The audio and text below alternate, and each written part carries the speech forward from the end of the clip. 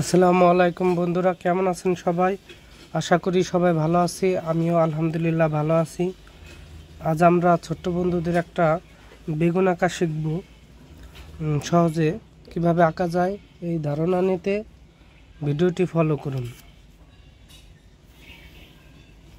প্রথমে একটা সোজা দাগ দেব, তারপর দুই ভাগ করব একটা পয়েন্টের সাহায্যে। এখান থেকে এই পাশে যতটুকু এই পাশে ততটুকু।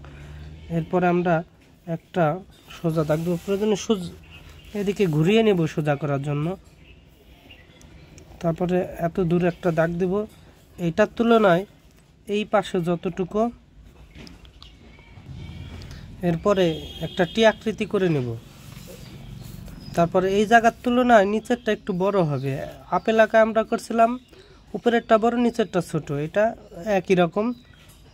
এটা হচ্ছে কিন্তু উপরেরটা ছোট নিচেরটা বড়।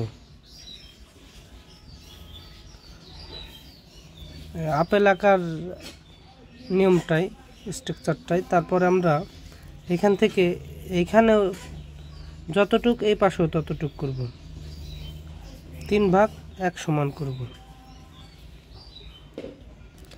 এরপরে আমরা এইখান থেকে এই পাশে যতটুকু এই পাশেও ততটুক করব।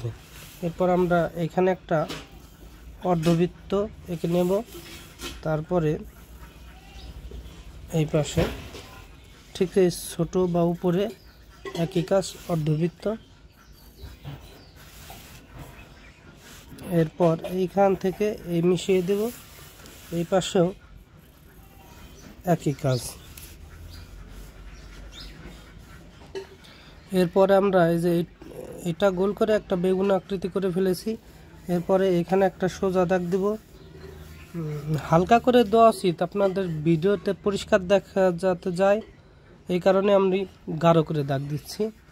তারপরে এখানে একটা পয়েন্ট করব ঠিক মাঝামাঝিতে, এখানে আর এই জায়গা থেকে একটু নিচে এটা করব, আর হচ্ছে এটা করব এখান। তারপর এটা মিশিয়ে দেব, এটা মিশিয়ে দেওয়ার পর একটু বাড়তি দেব, তারপরে এটা মিশিয়ে দেব, এটা মিশিয়ে দেব। এরপরে আমরা এটা একটু বাঁকা করে এরকম করে নিতে পারি। আর এখান থেকে এই একটা মিশিয়ে দেব, একটা মিশিয়ে দেব।